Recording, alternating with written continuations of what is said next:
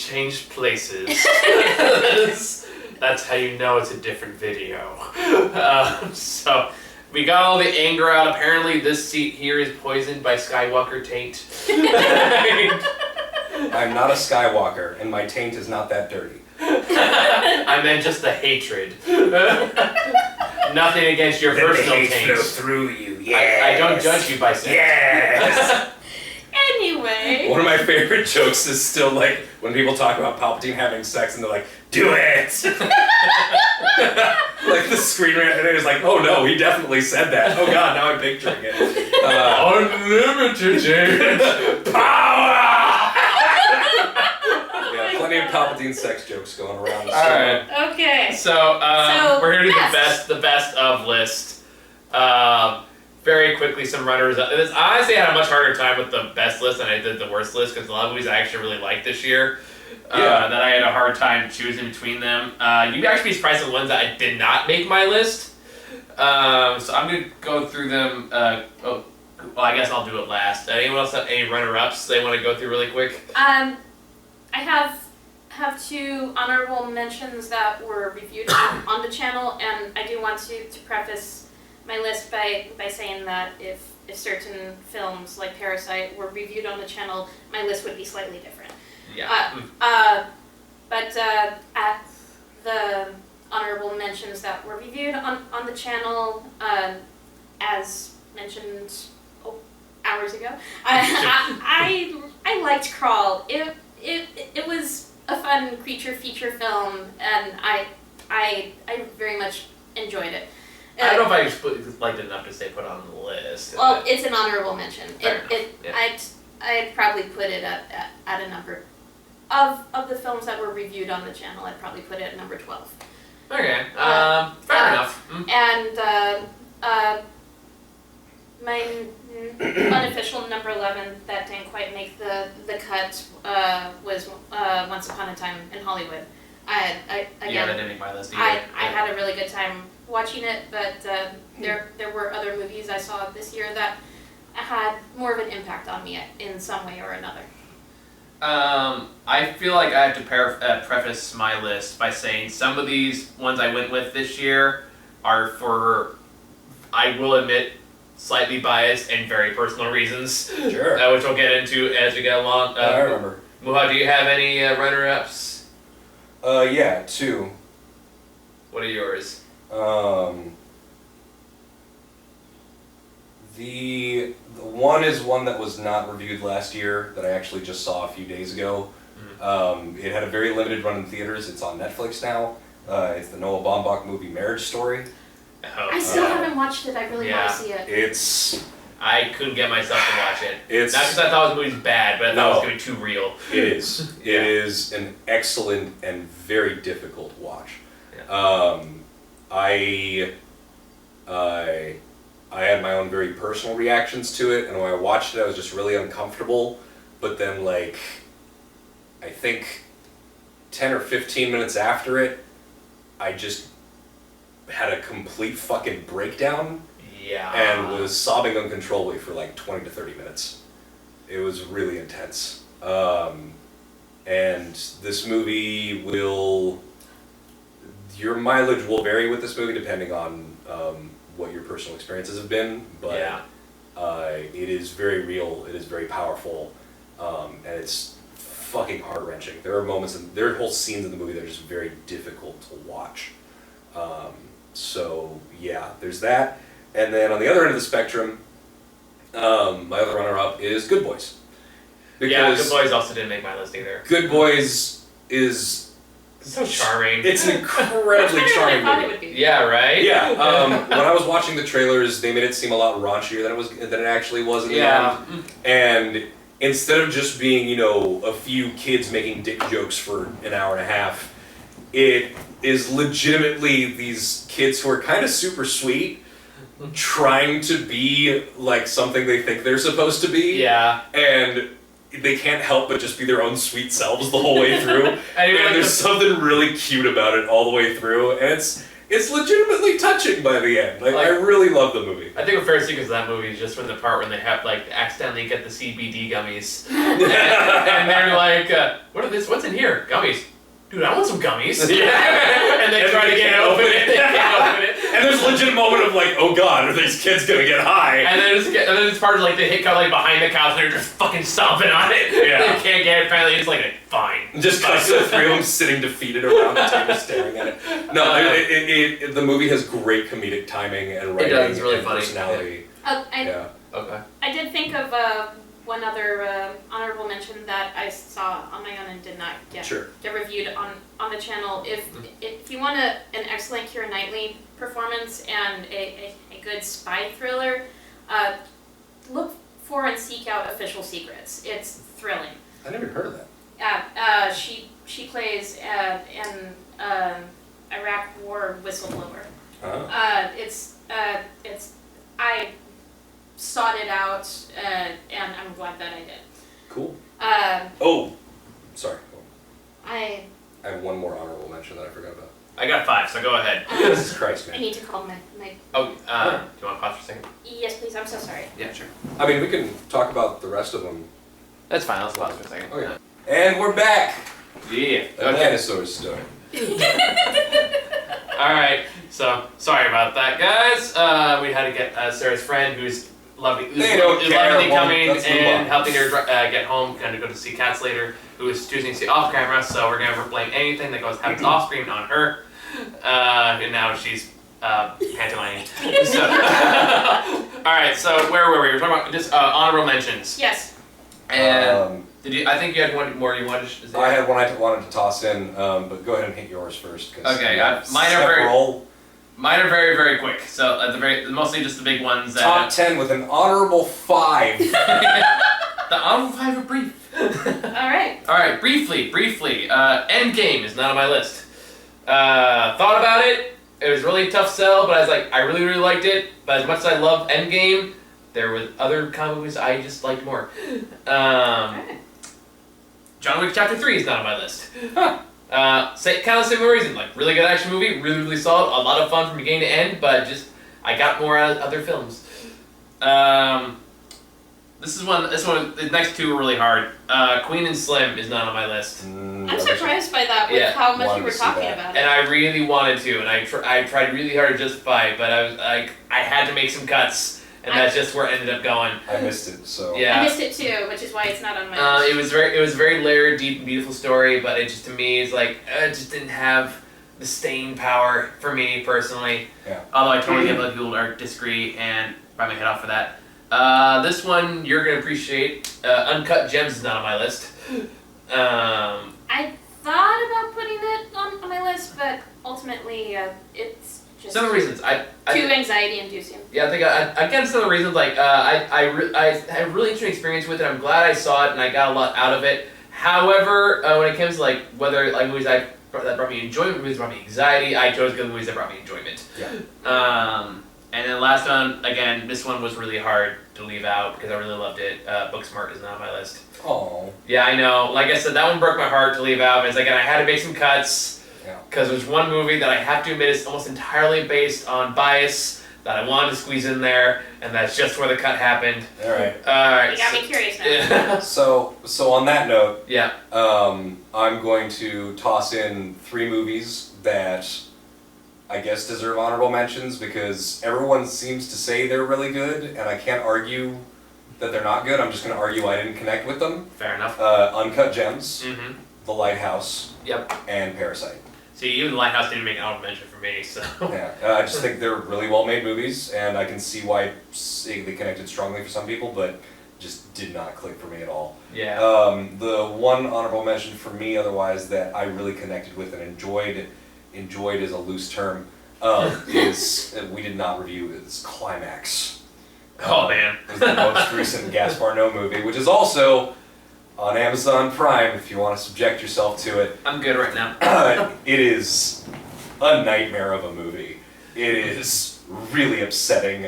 It's really difficult to watch. It is, as you're watching it, you just feel it getting worse and worse, and you're dreading what's gonna come, but the movie ends with with the exception of the epilogue, it ends with a legitimate, not faked, 40 to 50 minute shot. Mm-hmm. Where you have over a dozen different actors doing their own thing and carrying on their own things off camera that the camera comes back to later, and the situations have all evolved naturally. The movie's almost entirely improv, and it's kind of an astonishing accomplishment for what it is, but it's really unpleasant to watch. I can imagine. And the That's fucked what I'm up going thing to about do it, for now, because I don't want somebody else to do it. yeah, the fucked up thing about it is I finished watching it and I was like, oh god, I forgot what this guy's movies were like. Oh god, that was fucking rough. Oh, that was awful. I'm shaking. I need a cigarette. And then 20 minutes later was, I gotta see it again. So that's to give you an idea of how I approach movies. So that's my honorables. So we should probably get the show on the road. hit this quick. All right, so who wants to start with number 10? I'll go. Booksmart. Boom, boom, boom. Okay, yeah. I loved it. I loved what it represented. I loved the representation that happened. I loved the characters. I loved the emotional arcs throughout it. And I loved Gigi. She's just the best character that pops up randomly. Oh, yeah. I love her weird hippy-dippy, crazy, drugged-out bullshit. Surprisingly insightful. Yeah, and that's why I love her. But, yeah, excellent coming-of-age movie. Definitely eked out Good Boys for getting on there just because it had more substance. Yeah, for sure. And I enjoyed that a lot. I also did. So. Sarah gets to see I'm referencing.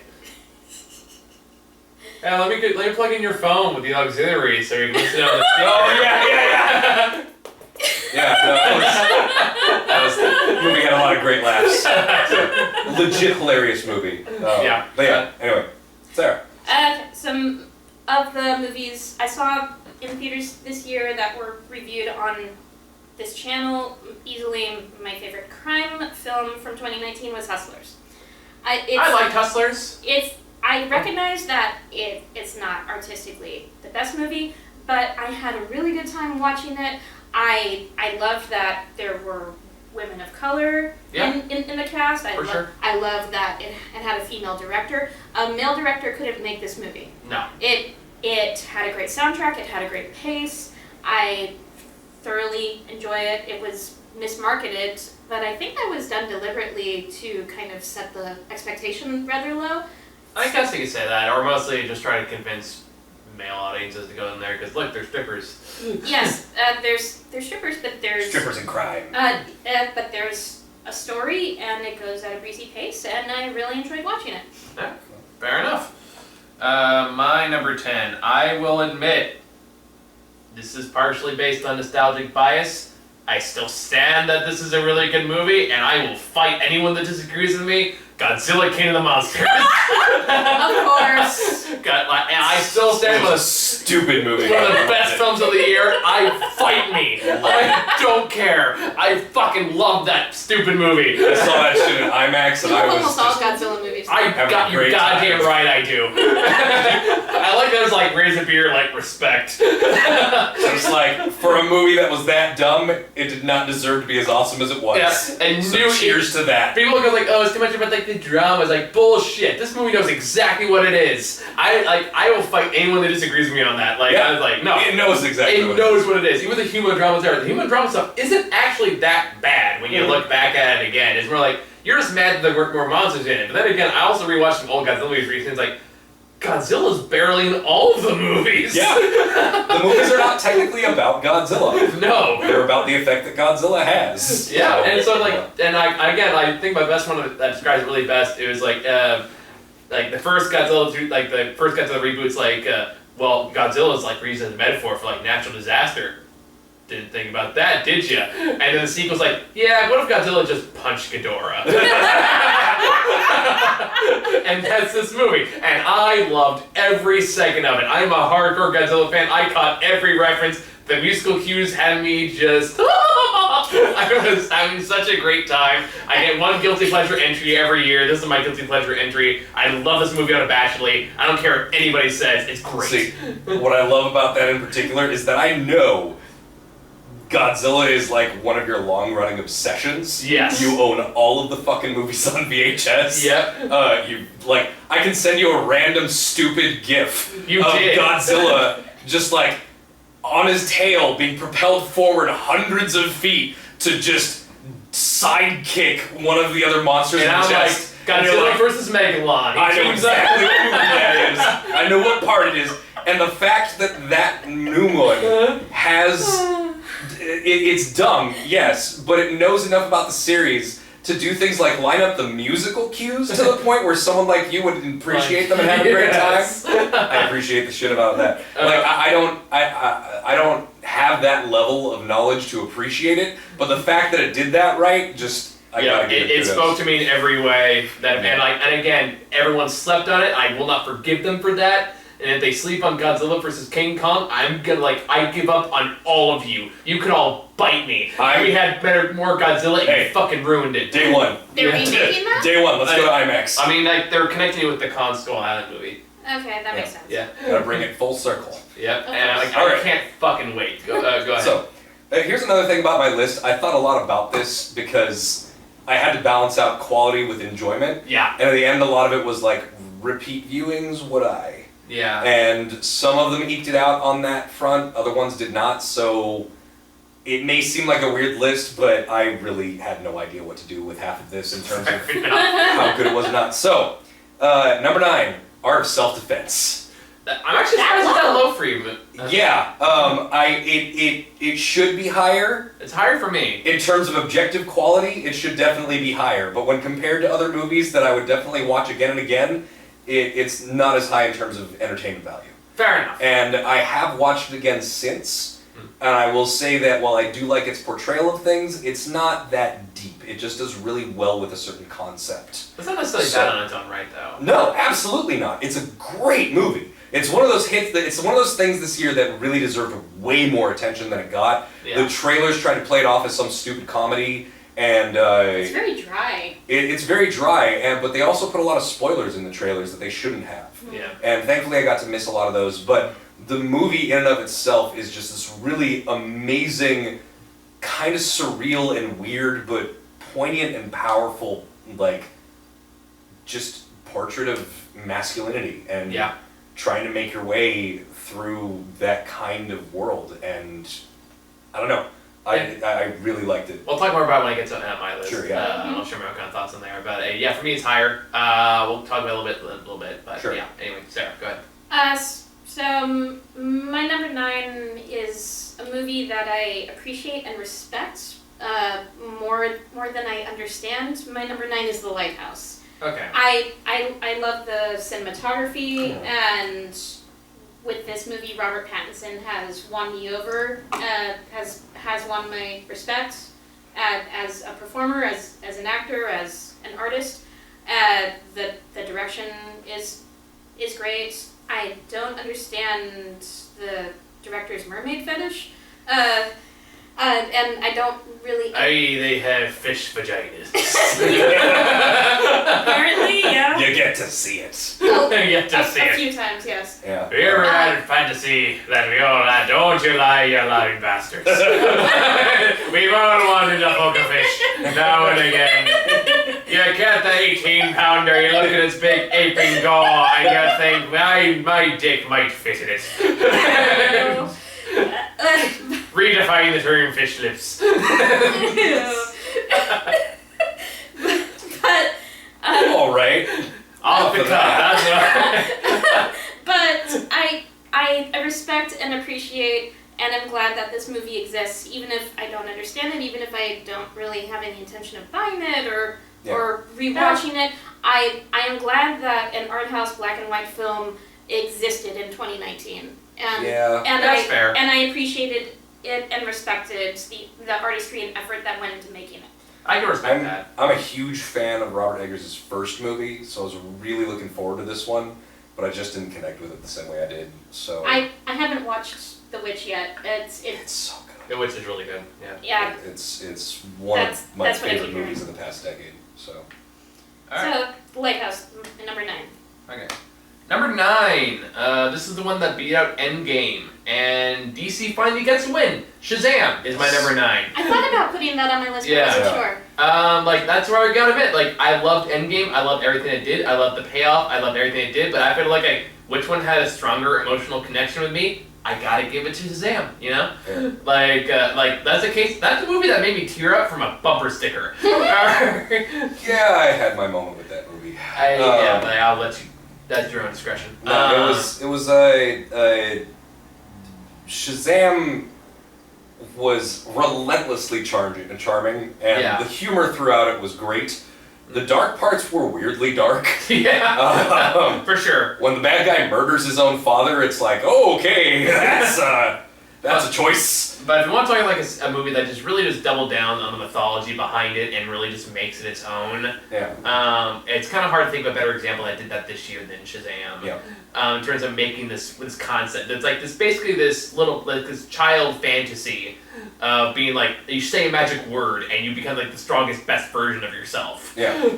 Like it's such a child fantasy, and the way they tie that into like what is actually probably the grittiest DC movie so far when you really look at it, because it's not dark for the sake of dark. It's dark because like it's actually just this kid's life, and it still finds humor in it, but it's still grounded in this very real place that feels organic, that feels real, and you understand these kids' lives. The foster home mechanic was pulled off really well, I think. Yeah, and like and they have great chemistry with each other, and the actions were fun. The meta narrative maybe gave me a laugh every now and again. Mark Strong's a lot of fun. Mark Strong is so good. I really liked the younger sister. She was so cute and charming. I also had a really positive the fucking Daria. Darla. Darla, I was saying something like that. I'm a good sister.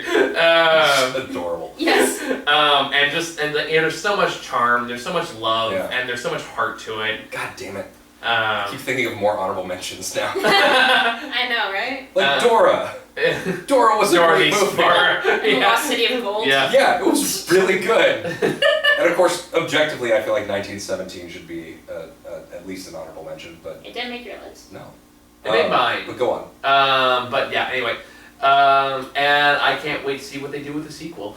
Really. The second caterpillar is involved. I know, Mr. Mind. I can't fucking wait. Yeah. I love that he was even there at all. And I love that they're saying to be the villain for the sequel. I'm like, fuck yes. Give me all the Mr. Mind. Give me the weirder plot lines from the comics. Let's do this. Mr. Mind. Haven't been metamorphosis into that weird nightmare butterfly he turns into in the comics. I'm really hoping that Phase 4 of Marvel also goes into some of the weirder territory. I mean, now that the they're Doctor Strange sequel. I know, that's what I'm saying. Like, it'd be cool. But anyway, yeah. But Shazam, like I said, I think it knew exactly what it was doing, and it pulls it off effortlessly. I also have a really positive experience with that movie because the second time I saw it is for a gig I was doing where they hired me to be Shazam. Oh, This is the day we reviewed Pet Sematary. Hey, you had the outfit. I had the outfit on, yeah. So I was sitting there, and then because it was like for the fancy theater where you could like order food and shit, and I guess like not enough people showed up. So they said like, do you just want to like order whatever you want? So like they literally made me order whatever I wanted because they were maxing under their spending limit and they needed to like max it out. So I walked away with like 2 bottles of wine that were at least like $50 each. Nice. Like a full course meal with snacks. Yeah. And I got to watch Shazam with Shazam outfit. So, That's a good experience. yeah. So yeah, Cool. that's my number 9. Muha, you're number 8. Okay, a lot of people didn't see this movie, but First Love. Did we review First Love? Yeah, we did. Wait, what? I don't think we did. We did. First Love? We did. Was it on the We list? saw it together. I don't remember this. No, we sat down in the theater and we saw it together, but you were too tired to review it. I'll still allow it. Shit. I'll allow But it. we did go to see it together because I Yeah. did want to review it. You just were too tired afterwards. Yeah, I'll allow it though. Go ahead. Okay. Damn, I thought I had an actual full review to sit on for this.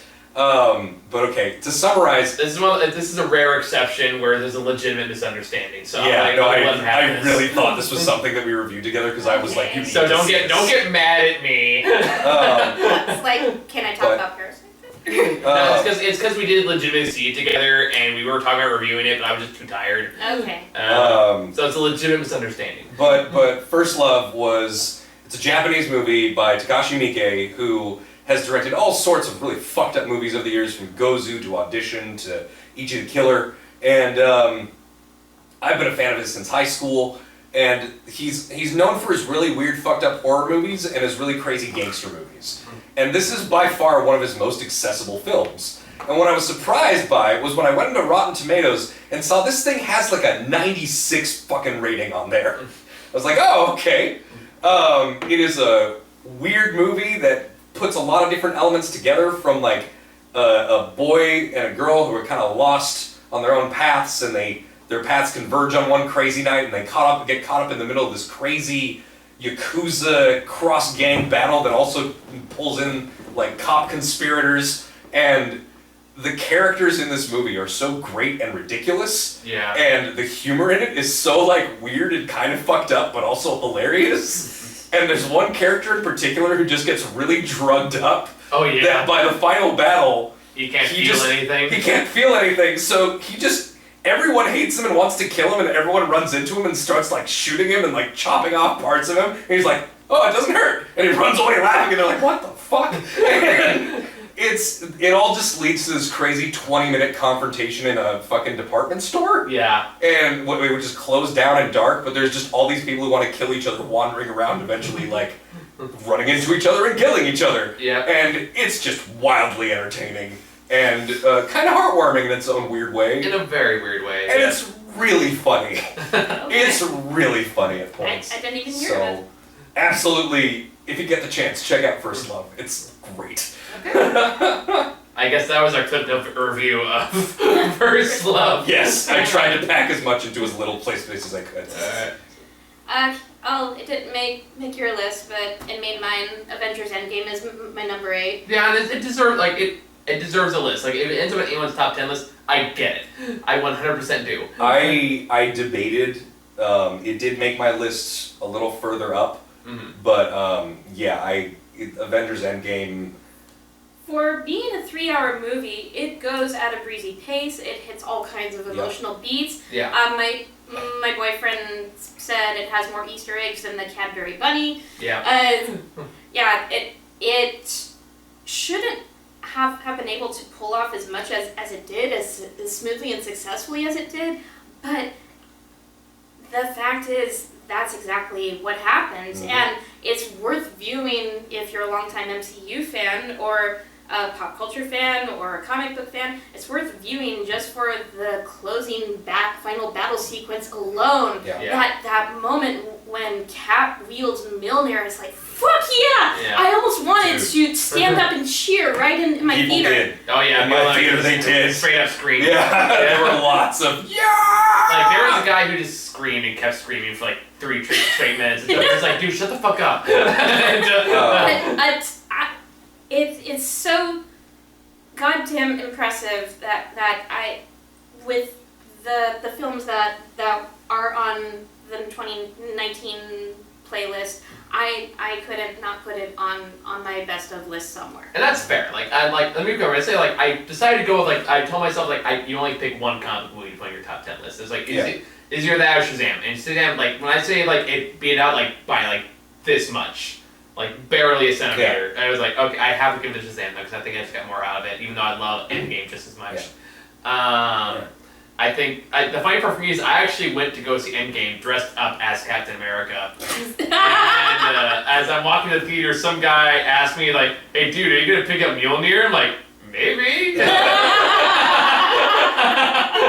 We'll see. And then I sat there with a surprising amount of pride, like, fuck yeah. I picked up Mjolnir. Should have stood with both arms up and shouted, I told you I was worthy!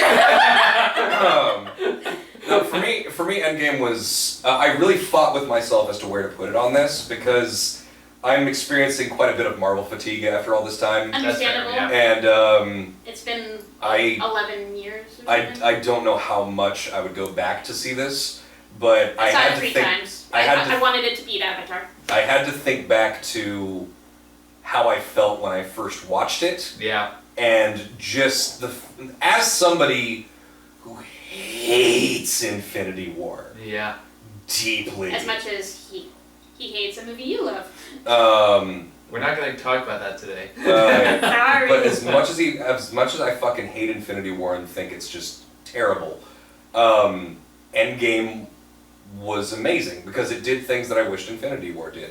It had better pacing, it had better personality, the jokes actually landed, Yes. the references they made were not just references for the sake of references, they used them to build character moments. True. They closed certain arcs Yes. that were really rewarding. The writing was better, and the first hour of the movie is something that I wanted to see more of in the MCU that I thought I wouldn't get much of when Disney bought Marvel, which was the sad shit. Yeah. Not just the superficial, he killed my parents. Like, Uncle Ben. yeah, like, oh, Right. okay, Bucky killed your parents, and that's the emotional note because they're your parents. We have a whole video about that. We don't need to regurgitate here. Well, you don't need to get me started on it. But that to me is just like, oh, it's a checkbox. It's a J.J. Abrams, like, this'll make people feel something. But in this movie, they spend a whole hour Yeah, just letting all the characters process their pain. it actually goes through the consequences. Yes. Yes. They grieve, they feel their failure, they try to pick up their lives without their loved ones afterwards. You get to see how certain characters are just all out broken. I wish they'd spent more time on, Hawkeye as Ronin. Yeah, I wish like you'd that gotten too. some more stuff like that. But the fact that it was even in the movie as showing that these characters went to this dark of a place, I loved that. That's Yes. true. And Yeah. how that got ramped back up into the rest of the film. I mean, the fucking Thor. Yeah. Thor, like, I know, Fat Thor, it's a joke, but But what they did with that, where Yes. is Wes? he's in grief. Yeah, You have a man who his whole arc throughout the movies. He's lost everything. Yeah, and like the pace, the things that he goes through the different films, culminating in this, the whole crux of his personality being him being powerful, and him killing Thanos at the beginning of the movie, which was a shocking fucking moment. Yeah. Yeah. It's like, where are you going to take it from here? Exactly, like what's gonna happen, and that's like 5 years later, you're like, whoa. But the fact that they have him as a broken man trying to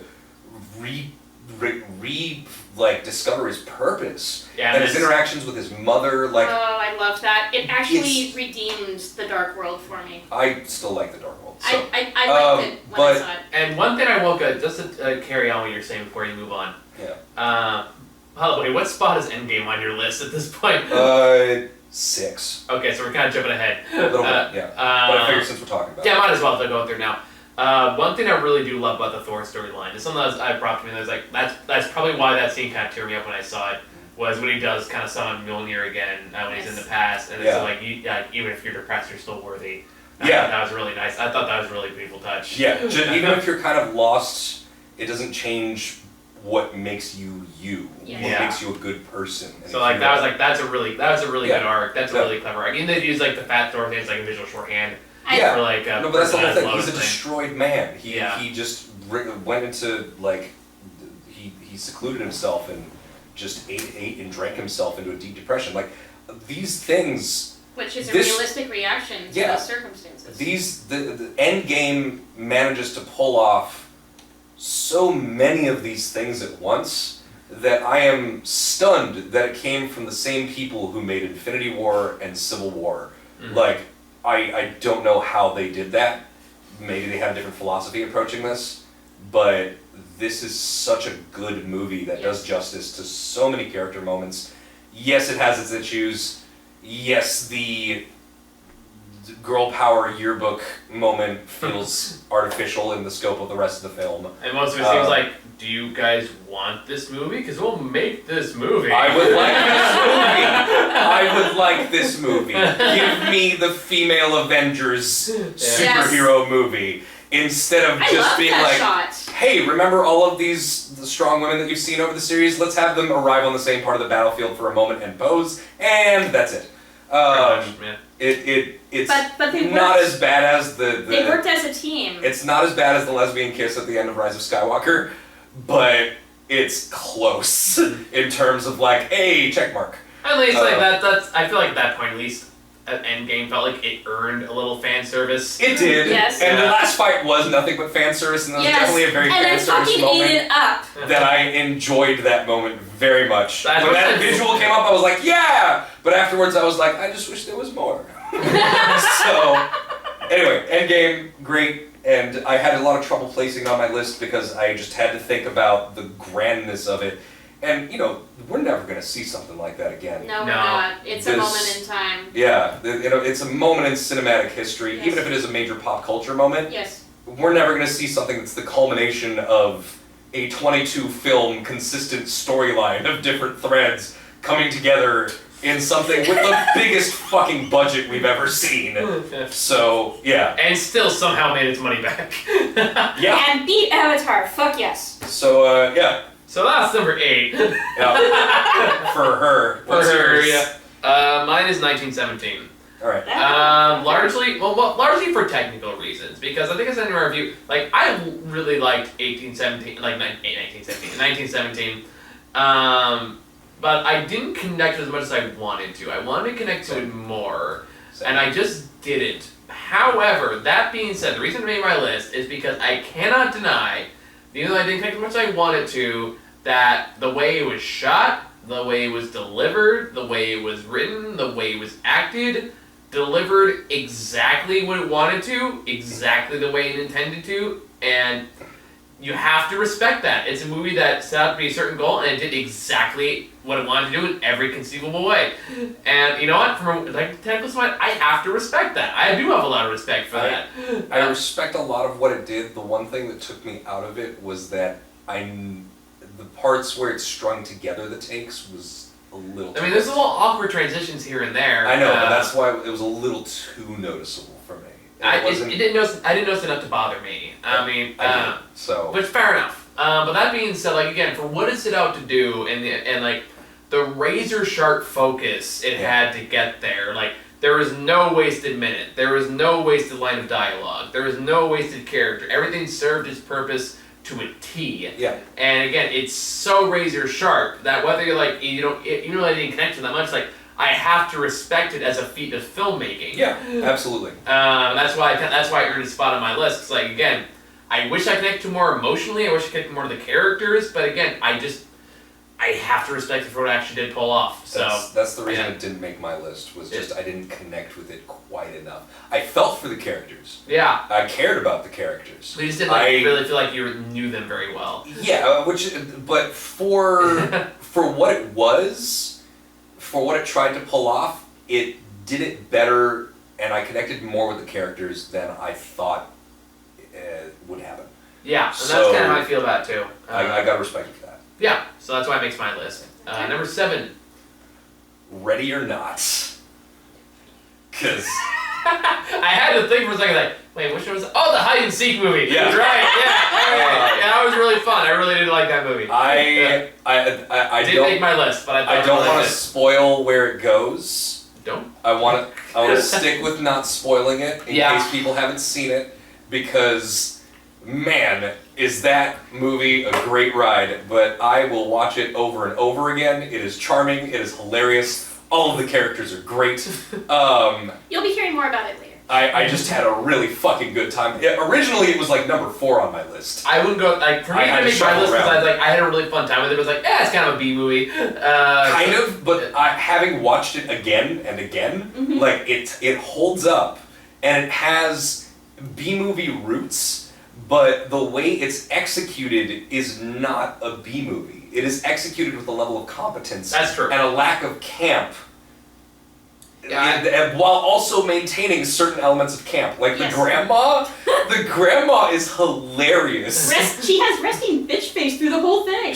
And she is like this transmuted fucking cartoon character from some other movie. And at the same time, there are really dark moments, like when she's trying to rant really angrily about the sacred ritual and keeps getting interrupted by the death gurgles of one of the fucking maids. And she's like, "We must..." And, oh man, It's got such a dark sense of humor, and at the same time, the emotional beats hit. Yeah. And it is just a really, really good movie. It's Yes. very well executed. I'm looking back at my list and I was like, okay, that's why I didn't make the list. And, there's some twists in here like that are for deeply personal reasons Sure. we'll get to. But the main actress, Samara Weaving. she is such a great character. She's not just some pretty girl who has to fight for her life. She grew up in foster homes. She has depth. You can tell, She's a goddamn badass. Yeah, well, you can feel her emotions when she's feeling them, but at the same time, when she makes jokes and swears and makes little weird awkward quips, you feel it. She Yes. feels really real, and she delivers that role perfectly. Yes. God, it's good. Yes. There's nothing wrong with that movie. I love it so much. And like I said, you'll be hearing more about it a little bit later. Okay, so Sarah, number 7. The Art of Self-Defense. It is also my number 7. All Oh, right. shit. Yeah. Yeah. Alright, So, let's dig into it, baby. I personally feel moved. I don't think you're giving this film enough credit. Granted, it's been a long time I watched it. I've seen it 3 times. To me personally, because we actually had a weird thing last year. We talked a lot about toxic masculinity. Yeah, we had quite a few movies pop up with that theme. I actually didn't see the trailer for this. I kind of saw it. Fortunately, yeah. I kind of saw it on a whim or at random because I had free time. I went to my local independent movie theater. It was playing. I thought, okay, I'll check this out. And it was one of those movies where I wasn't quite sure what I thought of it, but I knew it was high quality. I knew that I liked it. I knew that it was saying something, and just it has these little moments Oh yeah. that just struck me as oddly darkly funny. Yeah. Like The gun shop scene is so Yeah. good. like when he's in I want a gun that fits my hand. Sounds like you want a handgun. like when he's in the grocery store after he's been awarded his yellow belt, how he intentionally goes around buying all yellow stuff, and the checker is all this stuff is yellow. Yellow. He's like, doesn't say a word. Paper, But- please. I just love What was it? The other line in the gun store where he's like, you have to. Oh, he's like, you have I to. was just gonna bring that up. Oh yeah, you have to. It's like, we I can't want let you a gun. buy a gun immediately. Otherwise, like, this way, if someone is really angry and wants to kill somebody, they'll have to wait 3 weeks to get the gun to go do that. Something like that. No, it's not, I think it's like something to the extent Yes. of like, yeah, cause they don't give guns right away because then they might go to the person they're mad about and shoot him. So now they make them wait for that. Wait Just- 3 weeks to do that. Just so much of the delivery across the board throughout the plot and the cast is so matter of fact and kind of stiff, almost wooden, but it still emotes. Kind of the opposite of what Brad Pitt was going for in Dad Astra. when he becomes like a man at his work and he's just sitting there with like a picture of breasts on his monitor. Oh yeah. And then his boss comes and just tries to be like reasonable with him about all his absences and he just punches him in the throat Oh, yeah. and then walks over to the bros in the fucking sitting space Let's and do he's like, push-ups. Yeah. I'll sit in your chair. Sure. And they're like, okay, I guess. And he's like, all right. Drinks his coffee. He's like, let's do push-ups. And like, just this really bizarre. And it's so weird, but Uh, so inexplicably good. It's surreal and yet Yes. hyper real in a weird way. Yes. Well, just to kind of carry off that, I think what I liked about it too is that you mentioned before that you think the examination is very shallow, and I can see where you're coming from on that. I don't think it's very shallow. Don't put fucking words in my Okay, mouth. you mentioned shallow, of course. You said lack depth. No, it's not as deep as I initially saw it to Gotcha. be. Okay. I just thought it apologize. did really well with the concept. I As a misunderstood. theme, it Right. does really well. I was like, well, I would argue that I think I like. And it's still number 9 on my list, motherfucker. I'm not saying I thought it was bad. It's only 2 movies down. I didn't say I thought it was bad. Don't get like. No, I apologize for putting words in your mouth. Shallow. I misunderstood. You're still mad at the Skywalker thing, aren't you? I will never forgive you. I was Medea, man. Let's keep talking about the Art of Every Self-Defense, other please. movie on your list. Anyway, so but no, like I would argue, like I think it's okay the way it is done because I feel like toxic masculinity. Power I think so. All right, hang on. We're still filming. This is fine. This is fine. All right, hang on. Put on your lights. Put on your lights. We'll do this. God damn it. All right, Halloween version. All right.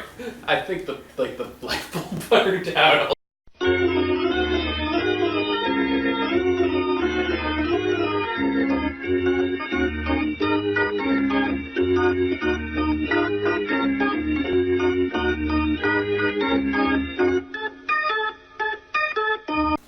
Hey. Well, that's much dimmer. Yes, it is. Well, it's better than nothing. All right. Or just our flashlights. So let's move this. Yeah, that's not nearly as good. No. I just feel like we're going on a campfire now. Let me tell you a story. Hey, Robert Okay. Robert Patterson, let me tell you a How tale. close can I bring this without it being in frame? In a dark and stormy This apartment seems alright. parking lot. Hey, Michael. Just come over here for a minute. Let's see how this lighting works. That's not too bad. Well, it's on par with your car. Not wrong. Alright. So, I think we should just troubleshoot later. And Yeah, I'll figure it out later. It's Alright. fine. So, the art of self-defense. So, Michael was about to say something after backpedaling and accusing me of things I did not say about the art of self-defense. Are you gonna pitch One a of fit? my favorite movies of Are the you year. gonna pitch a fit about it, or are you gonna get on with this thing? I'm just telling us where we were, man. Yeah. Anyway, I gotta build back momentum now because we had to deal with all that shit a few seconds ago, and the fact that the string light's not working, where it's gonna bug the shit out of me. But You'll figure that out later. Let's yeah. move on. Yes. Anyway, so I think the light's getting brighter. Anyway, Yeah. Yeah. 'cause Cool. Anyway. Anyway. So, yeah, art of self-defense. I think the reason it worked for me personally is I think the topic of toxic identity as a whole is really kind of it lacks depth by definition. I feel like really when you break down toxic masculinity, it's really not that deep of a concept. I mean, debatably. Yeah. I mean, there's some layers to it for sure. But as a whole, if you're gonna do what the Disney movie does, basically compare it to a cult mindset, which Yeah. it basically is. Yeah. It Yes. doesn't. What it does though is it uses it as a theme to propel the plot forward and have one character explore their own personality, which is great. Yeah, and basically The- equates. I would say that the way that it could be deeper though would be if we'd spent more time on the other characters who already belong to that cult and were fully invested into things like toxic masculinity. I mean, And that's why it's not that deep. It I mean, doesn't can you really argue that they investigate did that with sources. the woman, the female character? I forget her name. No, absolutely. But Yeah. she's a victim of toxic masculinity. She's not someone who is, invested in it. But isn't she kind of she still has the cult mindset? The leader, the sensei of the dojo, I would say we could have dug deeper into his character. That to me would have given it more depth. True. Like, he just plays a foil and, in a sense, a caricature. A lot of this movie is just surreal caricatures, and With some interesting twists. But I don't Yeah. think that's necessarily a bad thing, because again, when you I'm not get- saying it's a bad thing. Okay.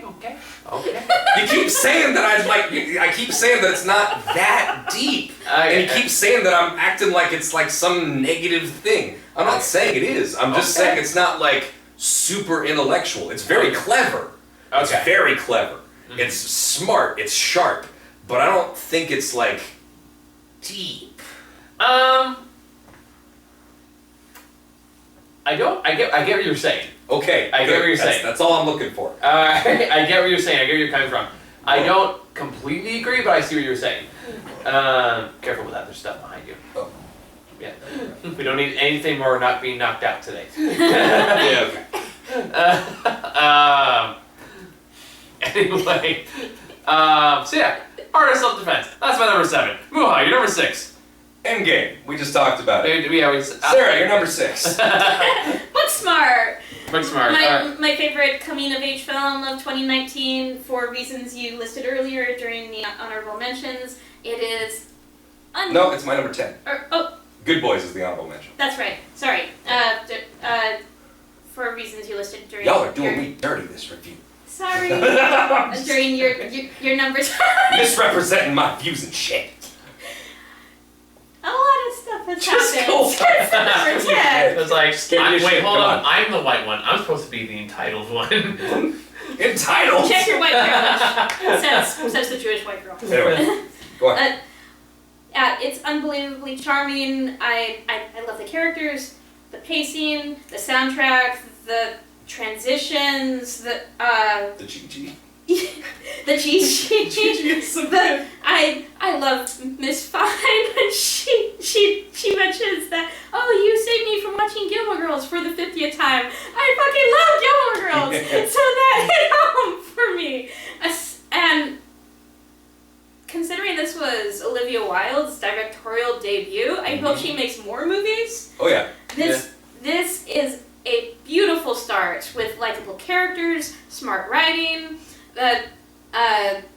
I love this movie. And now that I'm talking about it so enthusiastically, maybe I should have placed it higher. But yeah, Booksmart. If you haven't seen it, check it out. It is wonderful. My number 6. Okay. My number 6 is Us. Nice. Yeah. I never got around to seeing it. I'm kind of surprised. I feel like you've been right up your alley. Again, going back to the same reason I go for like 1917, so this one I did connect more with the characters in this movie. But again, you just have to have so much respect for a filmmaker who makes films exactly as they see it, exactly as they want to make it, who has the creative freedom to do whatever he wants, and they let him, which is kind of miraculous. Yes. And pulls it off so damn well. Is it as good as Get Out? No, I don't think so. I love Get Out. However, again, for everything it did, everything it set out to do, and it pulls it off so well with a creative story, really fun characters, like a really creative concept that makes you think way after you see the film, and people are still thinking about it today. Like I still see articles like, is that what that meant? I think again, for his concept as kind of familiar and bonkers as this one is, I think the way it pulls off is really admirable, and I think Jordan Peele has really shown himself as a distinguished filmmaker who deserves all the credit he's gotten so far and more. And for that makes it my number 6. Cool. Mupa, your number 5. My number 5 is John Wick 3. Okay, let's hear it.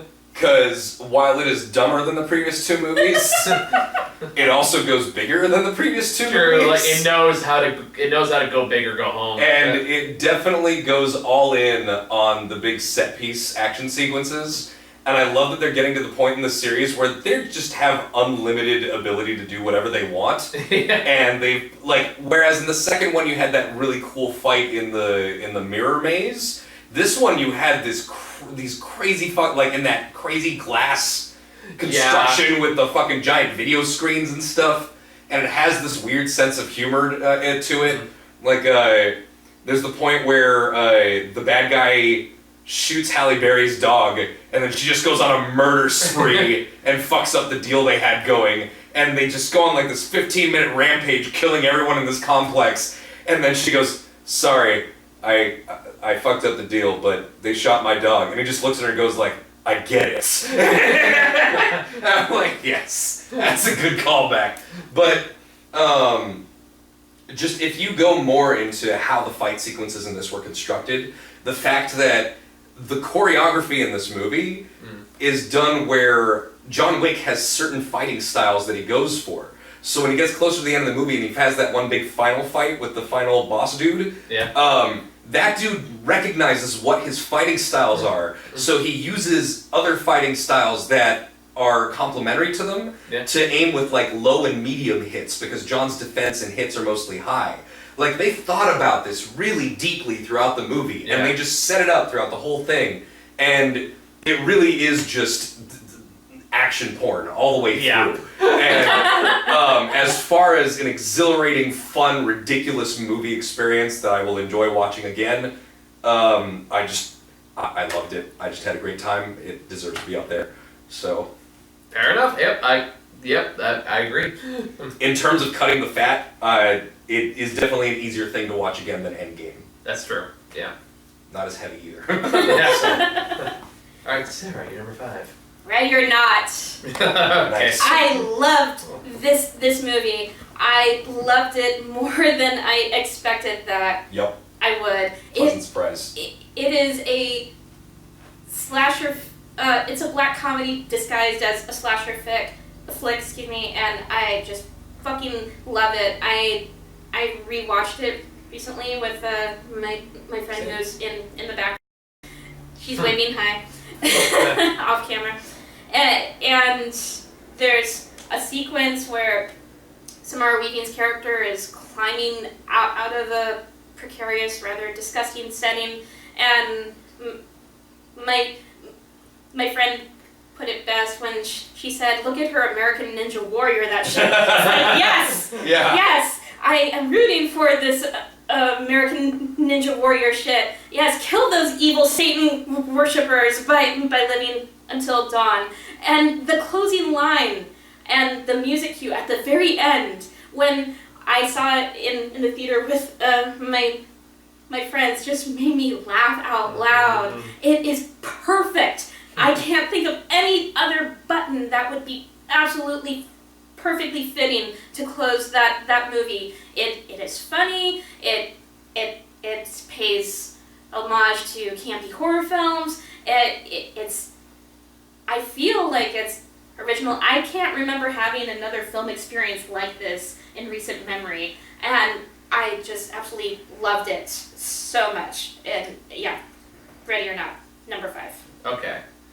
My number 5, I have to put a disclaimer to this, because I have to acknowledge right off the bat that I know this is not a perfect movie, and there are objectively better movies that are on this list. However, this is a movie that I've thought about more as time has passed, and especially as time gone on and relationships I have changed drastically since I saw it, and it's become more intimate and more personal with me.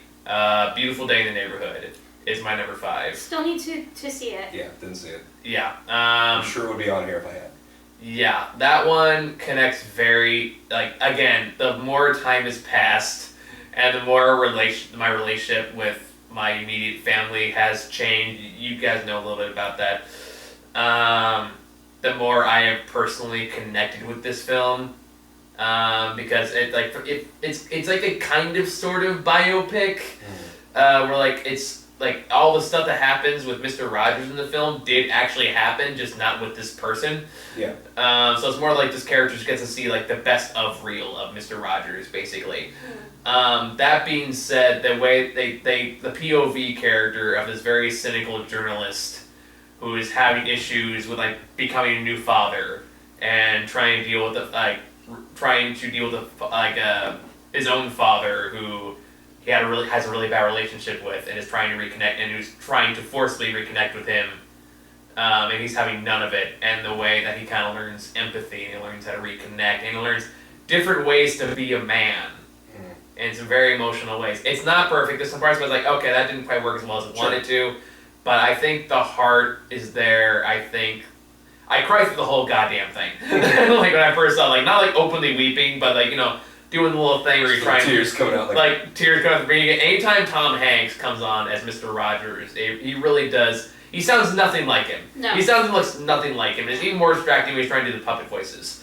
That he sounds nothing like him. However, from like the mannerisms and the very deliberate way he spoke and the time he took and everything he did, he captures it with the T, and it really does feel like you're watching this actor just embody the spirit of Mr. Rogers, and that kind of shit. For me, I feel like we need that, and we need to be reminded that's a thing that can possibly exist. Yeah. And I love movies like this that kind of remind us this thing. There's even a line in there that I loved, where the journalist is talking to Mr. Rogers' wife while he's kind of smooching with the crowd a little bit, like making everyone happy, and he says like, how's it feeling married to a saint? And he said, like, you know, he hates it when people call him that because that implies that nobody else can do what he does. And I thought that was a really powerful statement. Yeah. And so this one's very personally for me. Yeah. And I'm tearing up thinking about it. I can see that. Yeah. Yeah. So yeah, that's my number. That's my number. What we at 5? Yeah. Yeah, 5. So that's my number 5. All right. Number 4. Jojo Rabbit. Only 4? What do you Really? mean only 4? Stop fucking... Don't at me, motherfucker. Jojo Rabbit was... Well, I mean, we'll talk more about it when we get to you guys, I guess. Yeah. Going one by one will only take more time. But it was very hard for me to categorize these top few. Trust me. It was really hard. But in the end, again, it came down to what I got out of it and personal joy for me as time went on. And it is an excellent movie. It's not perfect, but it hits its emotional beats very strongly. And it's just a great movie. So anyway, let's move on for now. I suspect my number 4 is probably higher on your list. Knives Out. It has some similar themes to Ready or Not. I have been talking about doing a double feature night for people with it. But Yes. yeah. Let's talk about it more when we all get to it, because I know it's on his list too. Oh yeah. So, yeah. I'm just gonna throw in my 2 cents. Go for it. Yeah. On it now. So I grew up loving detective stories, especially the film adaptations of Agatha Christie novels. So I love a good mystery, and this cast is bonkers talented. Oh yeah. Unbelievable, and they just have the script has so much meat for them to chew on, and why can't we have more original mysteries like this? I'm so glad this film exists, and I love the twists that it makes. I love the actors' choices in it for their performances. Eat shit. Definitely eat shit. Yeah. I love the ending pose and the kind of callback with the mug. It's the first thing you see. It's the last thing you see. I feel like that was a smart, deliberate choice. It's almost like Rian Johnson's a great director. Yes. But you Star Wars. You made the best Star Wars. I'm not touching that with a 10 Oh, is that something for me to hide behind? I'm just talking about this awesome mystery film that if you haven't seen yet, you definitely should, and you'll probably hear more about it later. It's weird. We sacrificed Star Wars to get Knives Out. I'm okay with this. My number 4, I cheated for number 4 because my number 4 is a tie. Between what? I'm gonna have to say one of them and then I guess skip number 3. I could talk both of them very quickly because I feel like they kind of tie together a little bit, or at least in terms of tone. Sure.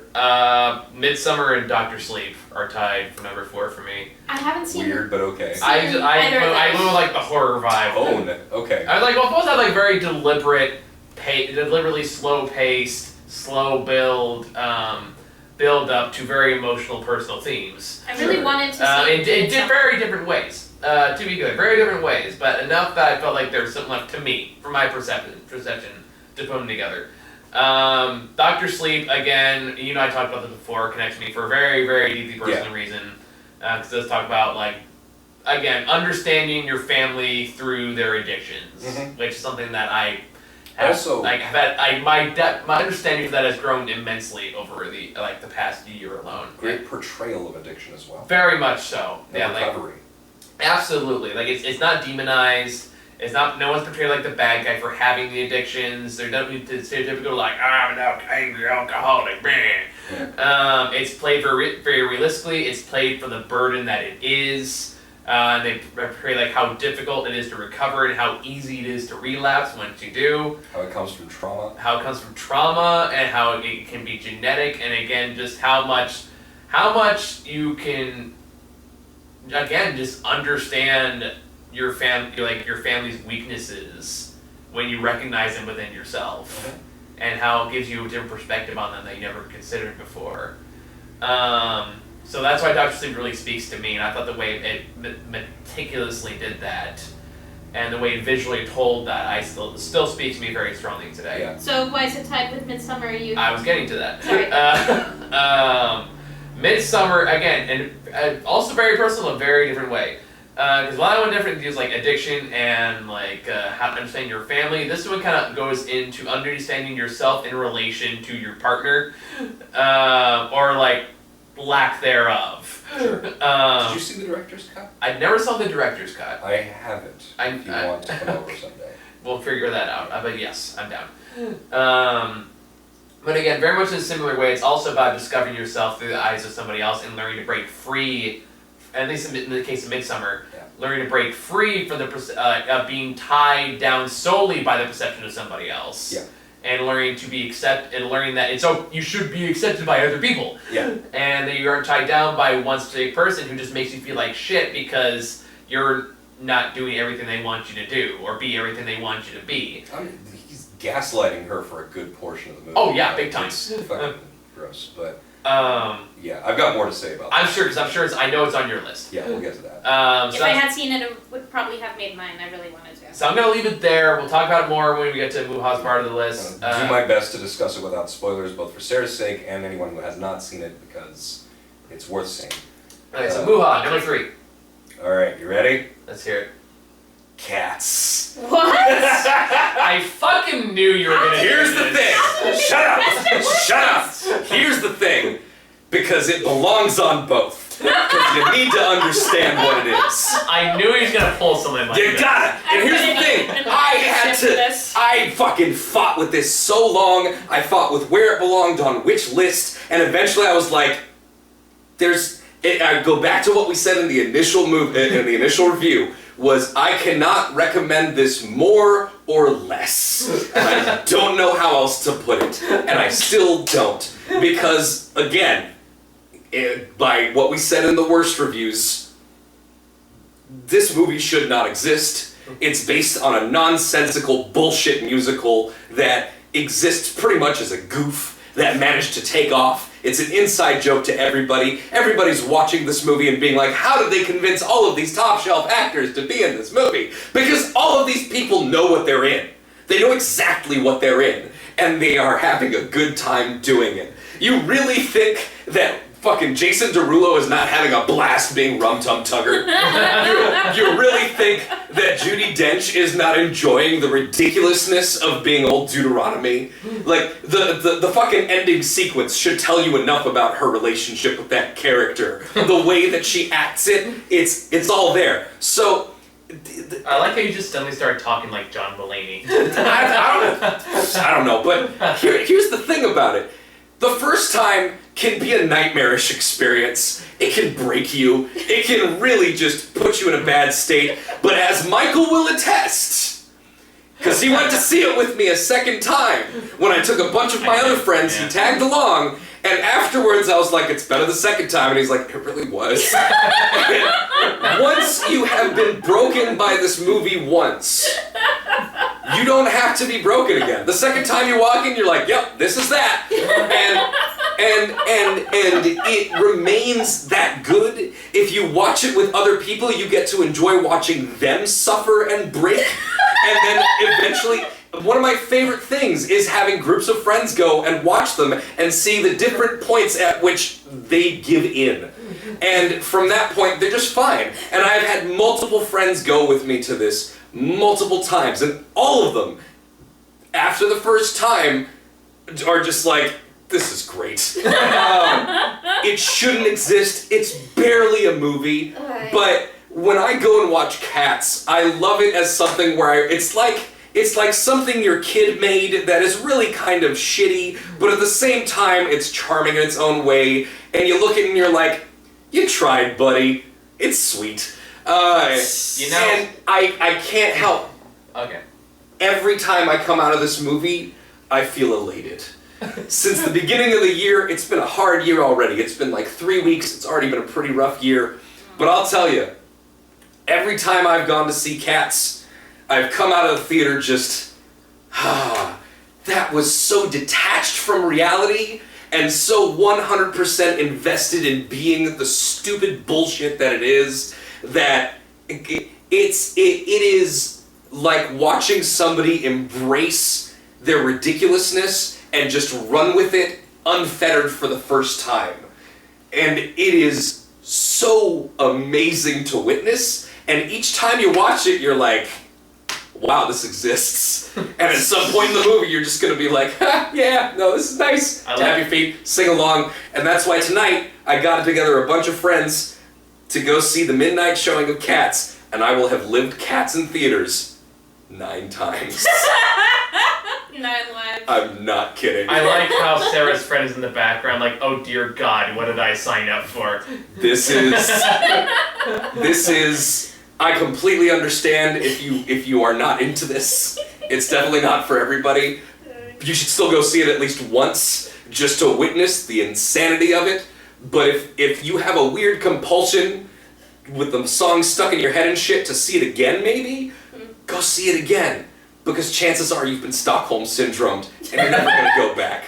I'm buying this movie at least twice. I'm supporting the shit out of this movie. I've convinced at least 24 other people to go see this movie. I love Cats. This movie is such an incredible, charming, glorious abomination, and we're never gonna get anything like it ever again. And I just gotta give it props for that. So, objective quality, no.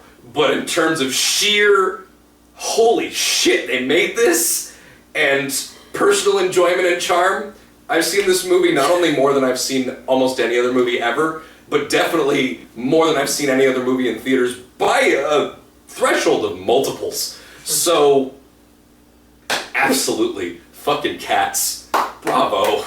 I can't help it. I've fully given in. I don't give a shit. I'm gonna spread this plague to as many people as I can. You know, it's funny, when you started texting me, asking me questions about what applies for the list, and you started saying like, so are you searching like on quality or fun? I'm like, motherfucker, this guy's trying to find a way to put Cats in the best of. Find a way, I'm gonna put it on there. I damn well please. And I'm like, I almost texted back. I said, don't you fucking dare put Cats on the best of. Don't you tell me what I like, Michael. And then I was like, you know, let's see where this goes. So also, I had a cat syndrome while texting you but here's about the thing. cats. Here's the thing. As someone who's seen it more than once, thinking back on it, in terms of like, just a ridiculous good time that you've had at the theaters. How many movies can you honestly say have topped your like bewildered enjoyment?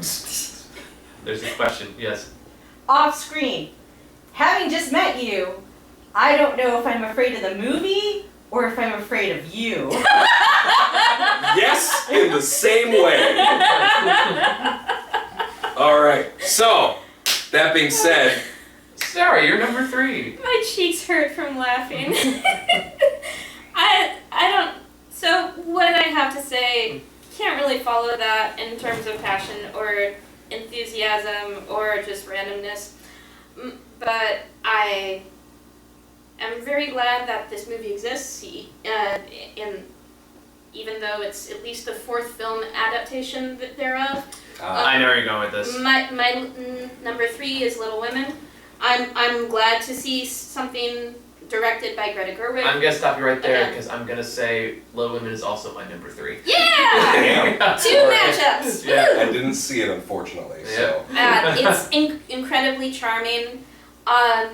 A critique that I've heard about it is the time jumps, but I really liked that. I thought the time jumps really helped actually Yes. reframe the entire story. Yes, and it made it much better paced yes, than the book and any other adaptation. It made it an easier watch. It made it easier to follow. I thought it was brilliantly done. I think Yes. the way they used it to bring about parallels Yes. and tell the story through the use of hindsight, and just use it to like talk about the changing times and just how people change over time, and like if people change over that time, and use that as a in the moment reflection, and like I said, just on what it is to be in this world, and also an interesting examination of I say as the white man, as an examination of feminism during that time period, or just in general. Or feminine life and roles and dynamics and Fighting the patriarchy. I mean, like, was one of the characters who's kind of like this kind of more the small spoiled brat in the family, and like in the flashback sequence has been the present day. She's like much more world weary and has this great monologue. How she talks about, well, okay, there's no way for me as a woman to be successful or have my own money. Therefore, getting married isn't like a choice of love; it's a choice of economics. and for that reason, I would be perfectly happy if Florence Pugh won the Best Supporting Actress Oscar. Didn't you hear the movie directed itself? I did hear that.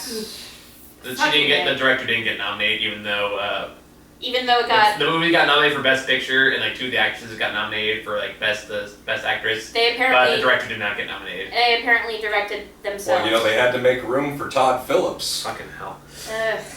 But Angry White Man movie. Greta Gerwig does an unbelievable job directing it. She has not gotten enough credit, so I'm giving her some here.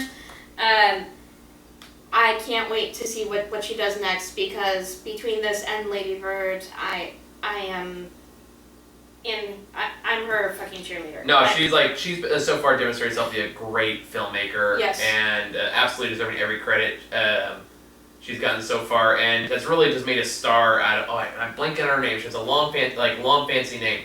The main character. Saoirse Ronan. Yeah, thank you. You're welcome. The one that's also Lady Bird, is that the same one? Yes. Okay, just making sure. Yeah, and she is such a phenomenal actress, and she deserves more work than she gets. Yes. So it's nice to see her talents respected and seen. And again, all the characters bounce so well off each other. They have great on-screen chemistry. Yeah, the chemistry is unbelievably good. And what are you doing? Greta Gerwig wrote a whole season of China, Illinois. Oh, you're looking up her IMDb. Yeah. Nice. She's really good, right? Yep. I don't think you're aware of what China, Illinois is. I do not know. I It's haven't a seen it. very bizarre and kind of fucked up and twisted Adult Swim show, Nice. which I love. And she wrote like a whole season of it. There you go. So, holy shit. That's a ringing endorsement. Yeah, no, we should watch some of it just so you can compare it to Little Women. I mean, very different. Lady Bird. But yeah, like it had so much heart, and I remember just having such a great time watching it. It's so incredibly charming.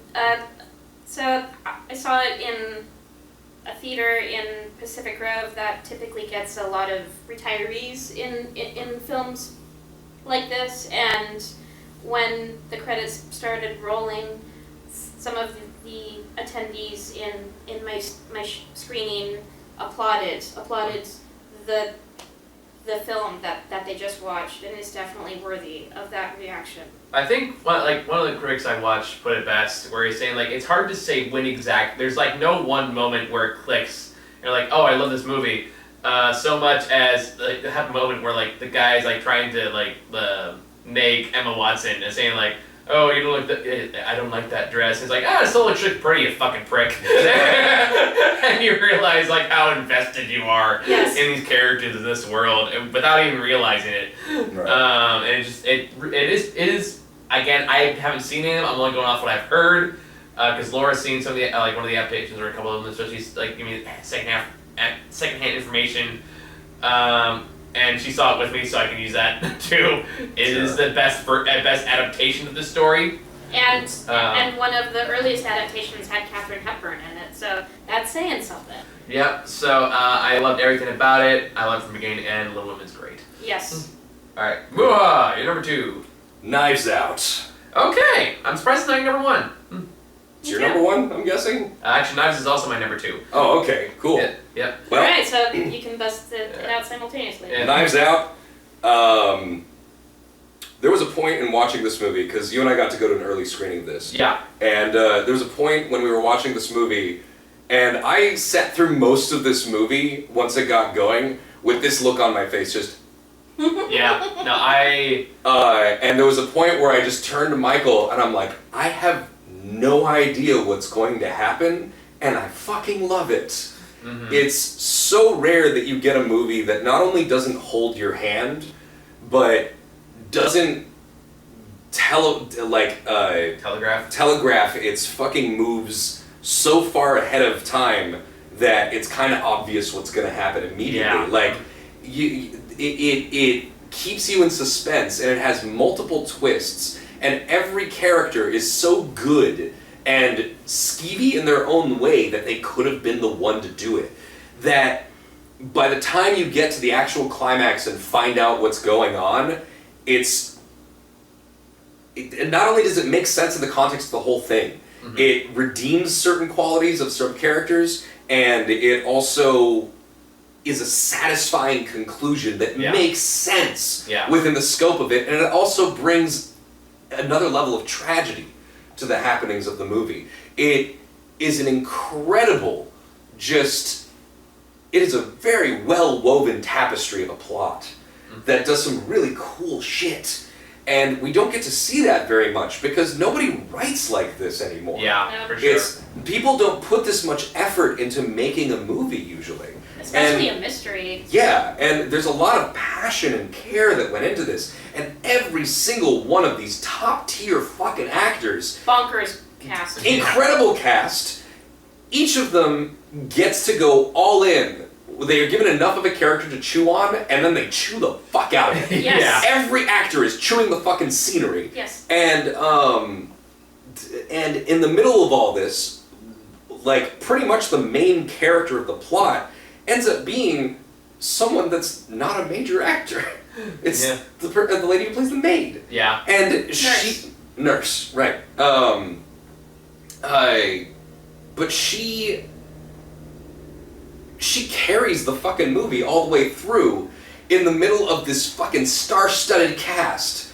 And it's so well written and so well acted and so well shot, and the music is great. Yes. And the humor is fantastic. Yes. Because you start off with Daniel Craig being this southern drawling mystery detective, and you think that, he's this really big figure of authority and stuff. And yeah, he's super smart and he's a great detective and stuff. But as you get further into the movie, he gets goofier and weirder, and he goes on these weird little monologues about like donuts. Oh yeah, donut-shaped holes. And then when he's in the car and listening to the fucking iPod and singing along, I was like, this dude's just a fucking weirdo. And everything about this movie is charming, and from front to back, it's a great ride, and at the same time manages to really deftly work some really great social commentary in there. Yeah, there's a conversation that happens halfway through that's like really cringy, but at the same time fits perfectly into the going-ons and makes sense in the context. Oh yeah, and it doesn't even feel it doesn't even feel forced in. It feels like something that would have been happening. It's a natural theme of the film.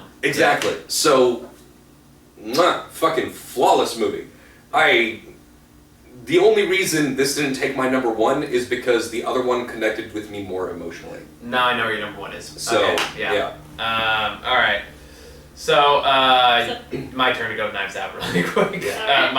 I would say, first off, everything you said is completely true. So, all I can do is add to that. Sure. I would say, for me personally, it's worth noting, I love old-fashioned mystery movies, and we just don't get those anymore. Mm-hmm. And I just hate the fact that we don't get those anymore. My favorite board game when I was a kid was Clue. I loved this shit. And these all looked like Clue characters. They did. They absolutely did. I used to play the Nancy Drew computer games. I was just hungry for something mystery-based, and you just don't get those. And it's Wait, are you telling me Nancy Drew and the Hidden Staircase didn't whet your appetite this year? Oh, I forgot that came out. I only know it came out because of you. But sorry, go on. Number 2. Anyway, so that's where the girl from It plays Nancy Drew. Yeah, I saw that. But anyway, so I lost train of thought. Thanks, Muha. You love old-fashioned mystery movies. They don't make old-fashioned mystery movies There you go, anymore. thank you. Alright, and even movies like Murder on the Orient Express, I was kind of disappointed by, because it is kind of just a told-to-death story, compared to another classic. I'm glad that one's getting a sequel, because it's at least it's a different story. I'm also glad this movie got, Knives Out got relieved as, not relieved, Knives Out got, Recognized? Recognized, and it's getting a sequel. What? They ordered it. It's like Daniel Craig's character, where they're just doing different. Like, Oh, okay. different Well, that's cool. Okay. Yeah. So just different screen, different cast of characters entirely. Just Daniel Craig's now like the new Sherlock Holmes, I guess. Which I'm totally okay with this. Yeah. Fine with this. Ryan Johnson's commissioned to return to write and direct. I'm down. Yeah. So I'm 100% in. But this movie has every kind of trope of that I love. It modernizes it in a way that doesn't lose its charm or its roots. And like I said, every character is larger than life. Everyone is just as suspicious as the one before it. It has a great POV character. Everything around it ties together perfectly. There's little to nothing wrong with Knives Out. Okay. Cool. All right. So, Well, Sarah's. sorry. My number 2, which is lower on your list, 1917. Okay.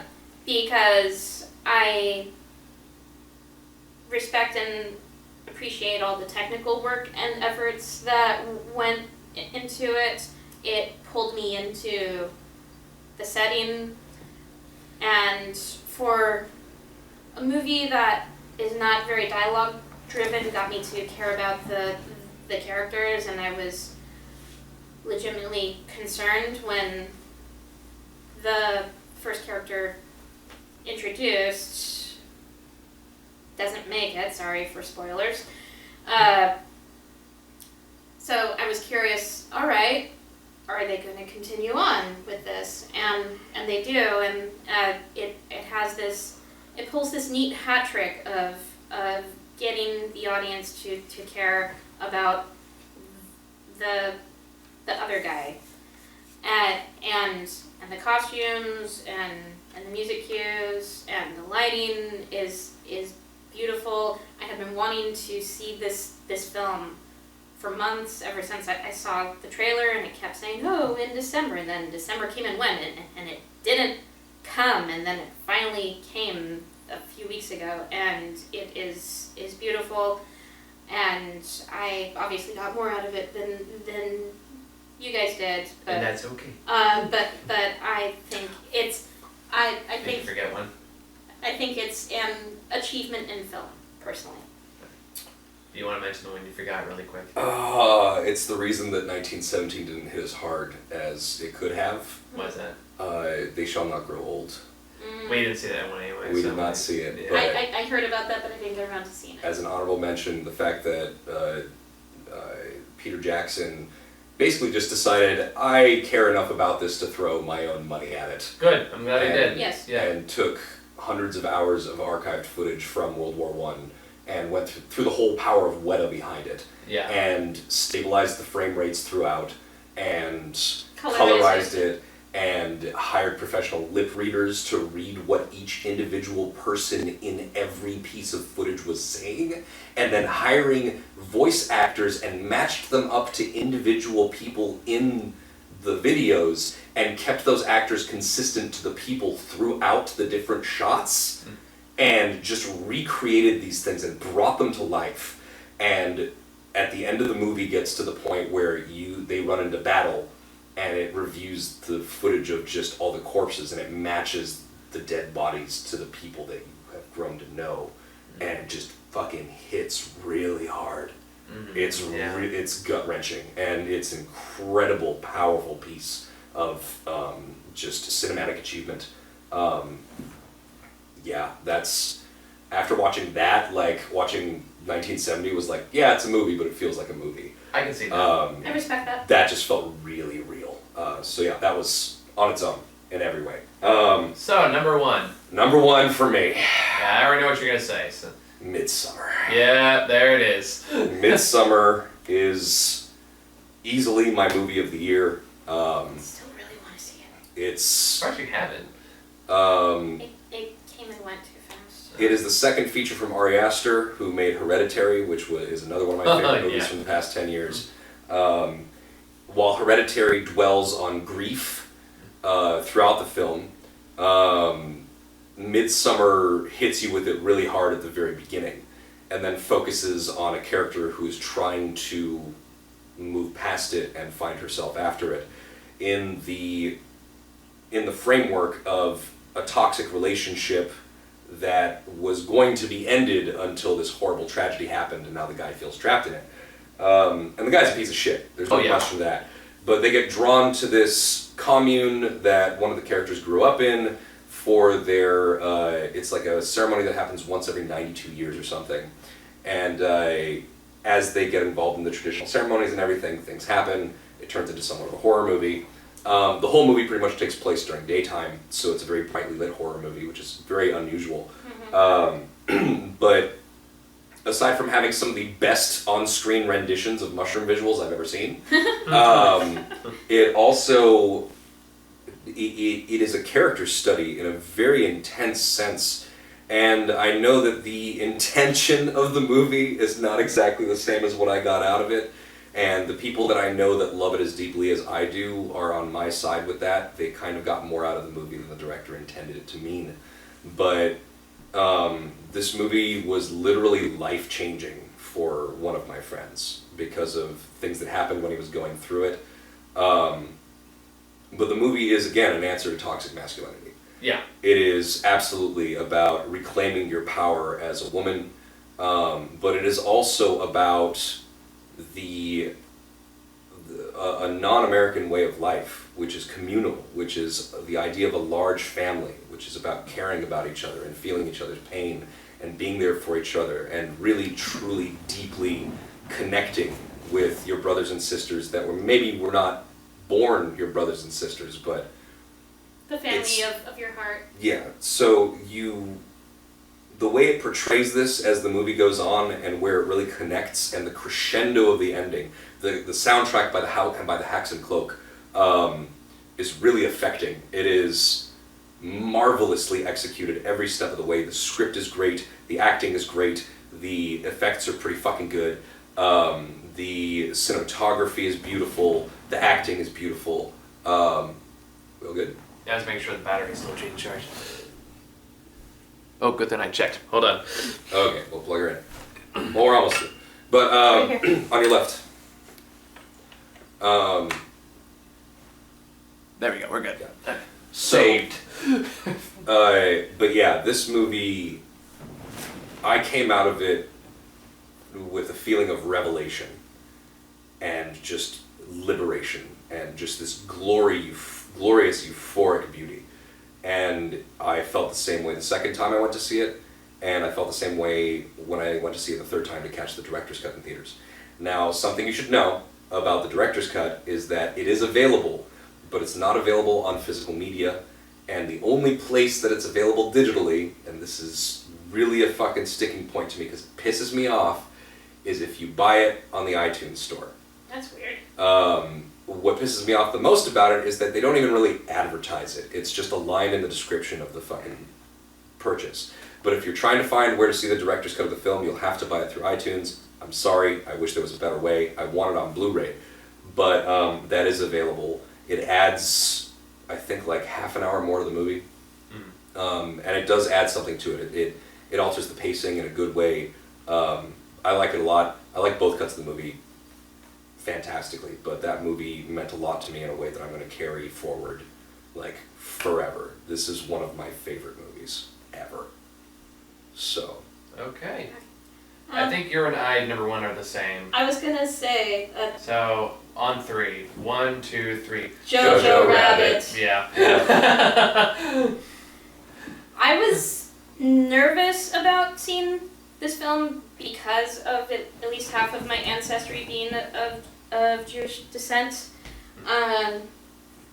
But I have been a fan of Taika Waititi for some time, before Thor Ragnarok. Nice to see him finally get the recognition he deserves. Yes, I loved his vampire movie, What We Do in the Shadows.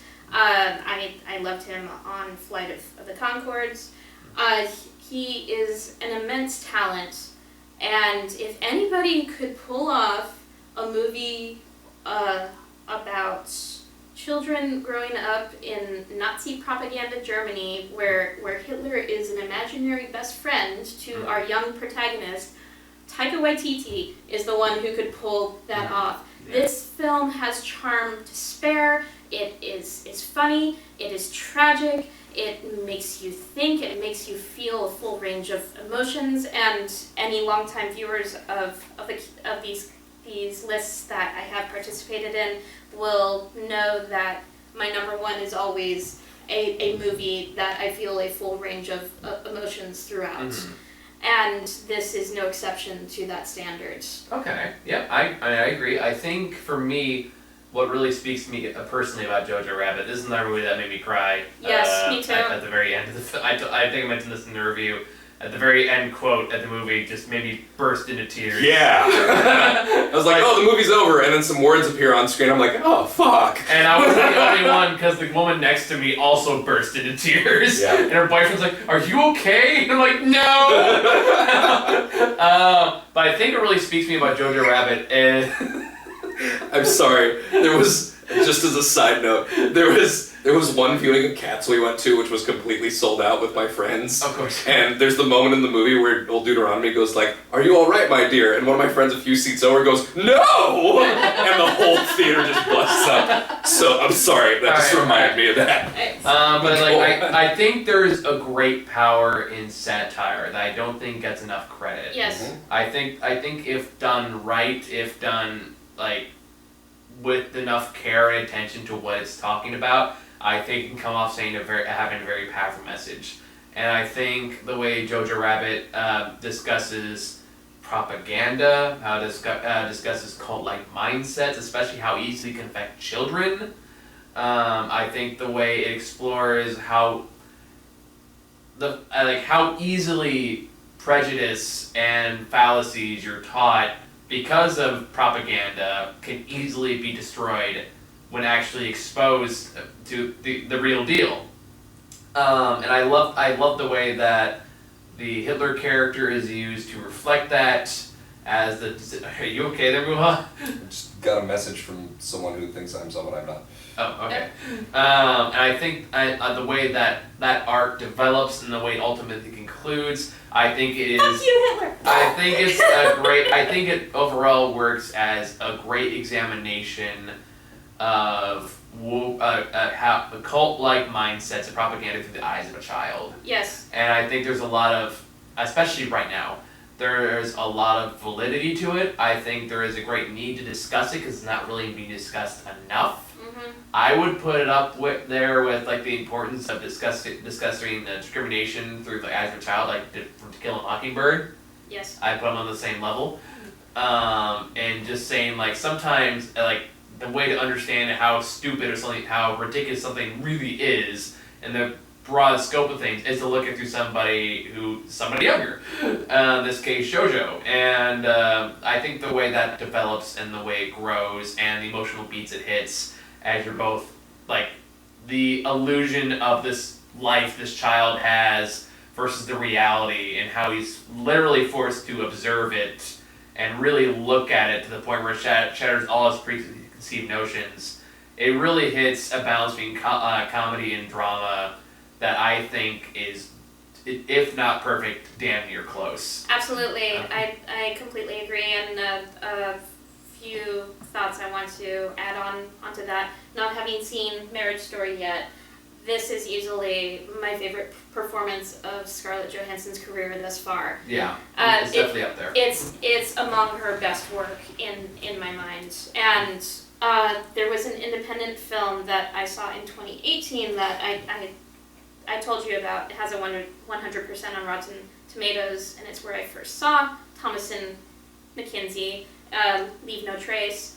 It was very nice to see Thomasin McKenzie on screen again. I'm glad that she's getting more work because she is a young powerhouse of an actress. Yeah. Mm-hmm, yeah.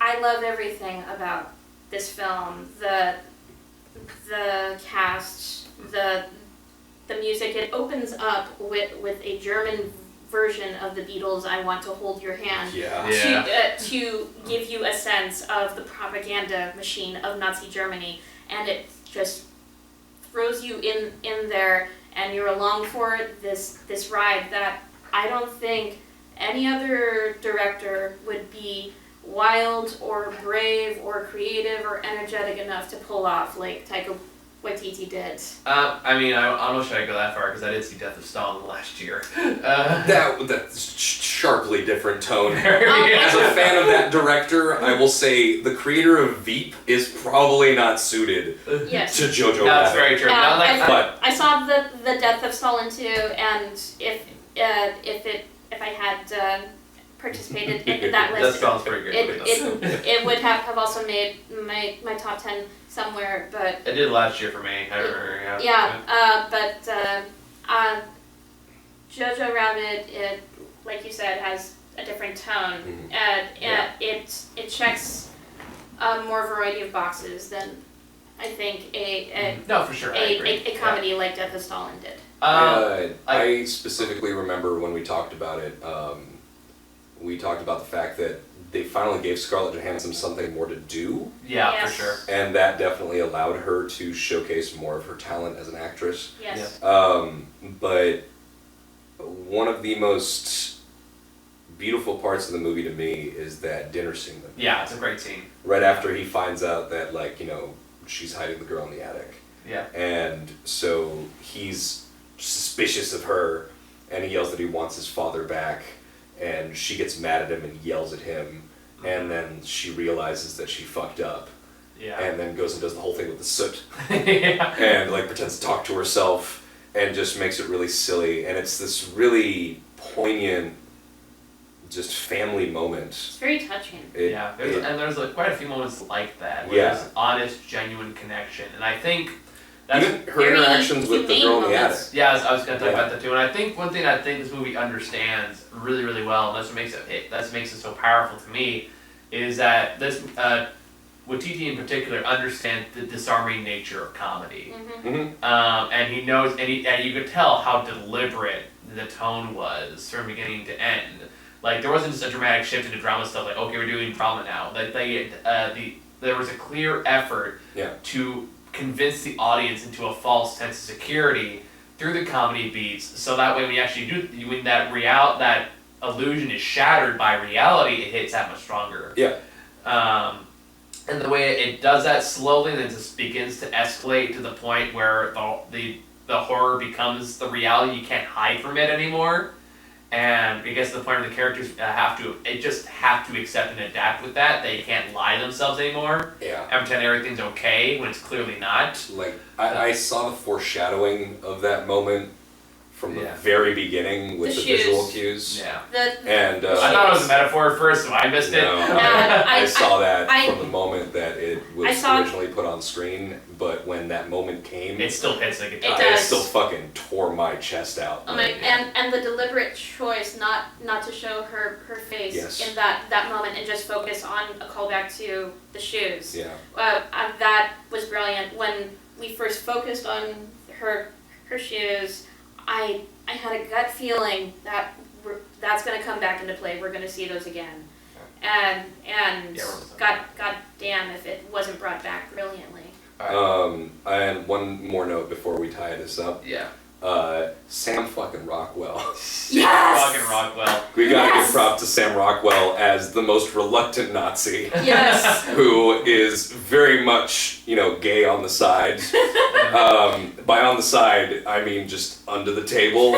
And definitely has a thing going on with Alfie Allen. Yes. And Rebel Wilson in one of my favorite roles that she's been in. Easily. One of my That's favorite- a low bar, but still. One of my favorite little Lois random aside jokes like, what do we do with the clones? Yeah. Turns to these and it never goes back to that. Or the German Shepherd's joke. Yeah. But just Well, the that German classic Shepherd thing. does come back. No, it does, but there's a lot of really random, funny bits of humor in here, but Sam Rockwell embodies this really interesting conversation piece that you can have about the movie. Absolutely. Yes. Not just about being closeted in that environment and reluctantly going on with all these things.